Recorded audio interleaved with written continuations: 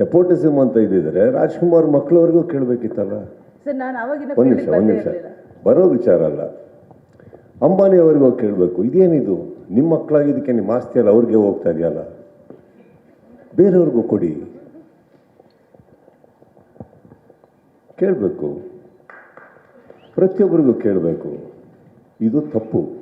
ಬಾಂಬೆಲಿ ಯಾವುದೋ ಒಂದು ವರ್ಡ್ ಹುಟ್ಕೊಂಡ ತಕ್ಷಣ ಕರ್ನಾಟಕಕ್ಕೆ ಎಂಟ್ರಿ ಕೊಡಬೇಡಿ.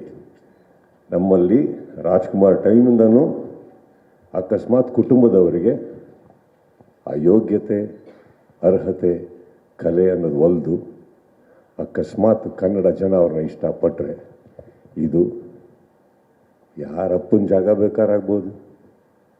ಇಲ್ಲಿ ಪಕ್ಕ ಕೂತ್ಕೊಂಡು ನಾವು ಮುಂಬೈನ ಒಂದು ವರ್ಡನ್ನು ಉಪಯೋಗಿಸೋದು ತಪ್ಪಾಗುತ್ತೆ. ಇವತ್ತಿಗೆ ಶಿವರಾಜ್ ಕುಮಾರ್ ಅವರು ಒಂದು ಮೇಲುನಟರು, ಅವ್ರನ್ನ ನೋಡಿ ಸ್ಫೂರ್ತಿ ಪಡೆದಿದ್ದೀವಿ. ಈಗ ಅವರು ಉದಾಹರಣೆ ತೊಗೊಂಡು ಎಷ್ಟೋ ಜನ ಬೆಳೀತಾ ಇದ್ದಾರೆ. ನಮ್ಮ ಮಧ್ಯೆ ಇಲ್ದಲೇ ಇರ್ಬೋದು ಅಪ್ಪು ಅವರು, ಅದ್ಭುತವಾದಂಥ ಪ್ರತಿಭೆ. ನೆಪೋಟಿಸಮ್ ಅಂತ ಅವ್ರಿಗೆ ಬರ್ಕೊಡ್ದು ಅವರಿಂದ ಒಂದು ಎಷ್ಟೋ ಜನ ಫ್ಯಾನ್ಸ್ ಆಗಿ ಅವರಿಂದ ಸ್ಫೂರ್ತಿಯಾಗಿ ಎಷ್ಟೋ ಕಲಾವಿದರು ಬೆಳೀತಾ ಇದ್ದಾರೆ.